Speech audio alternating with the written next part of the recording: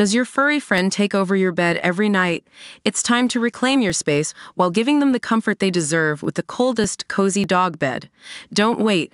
Check out the link in the video description to buy now on Amazon. Former President Donald Trump ad-libbed large portions of his Republican National Convention address, including when he name-dropped President Joe Biden, mocked crazy Nancy Pelosi, and blasted the Democrats for election cheating. Trump addressed the Milwaukee convention just 5 days after he was nearly assassinated at a campaign rally in Butler, Pennsylvania, and dedicated the top of his speech to recounting that evening. The speech was supposed to be unifying, sober and policy-heavy, but the newly minted GOP nominee couldn't resist adding in some of his trademark digs. He called COVID the China virus, brought up Hungarian Prime Minister Viktor Orbán unprompted, and remarked that political platforms are long, boring, meaningless. One of the jokes that landed the best wasn't on the prompter, which was positioned so that the entire press section could read it. During his 92-minute-long address, Trump put up the chart that had been on screen when Thomas Matthew Crooks aimed a gun at his face on Saturday. "The last time I put up that chart, I never really got to look at it," he said in an off-the-cuff remark. The crowd laughed and cheered.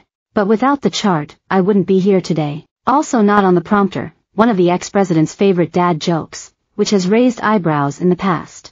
He talked about the late, great Hannibal Lecter. "He'd love to have you for dinner," Trump said. Before Trump called attention to his new running mate, Ohio Senator J.D. Vance, the GOP nominee went on a tangent about how he recruited UFC CEO Dana White to introduce him. From there he remarked on Kid Rock's performance and gave a shout-out to Hulk Hogan, who ripped off his shirt to expose a Trump-Vance tank top earlier in the night. He heralded Son's Eric address and name-checked more speakers before finally getting back to the prompter and Vance. As he continued on, he name-checked Nevada Senate hopeful Sam Brown, noting how the wounded warrior paid the ultimate price, language usually used for those killed in action. Trump also flubbed the term Star Wars as he talked about how the U.S., under a second Trump term, should get an Iron Dome-like missile defense system like Israel. "Spaceship," the Republican nominee told the crowd, as that entire part of the speech was missing from the prompter.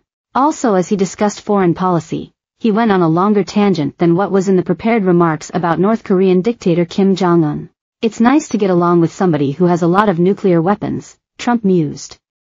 "I think he misses me." Overall, the ads to the speech made Trump go an hour and 2 minutes later into the night than the campaign had originally predicted.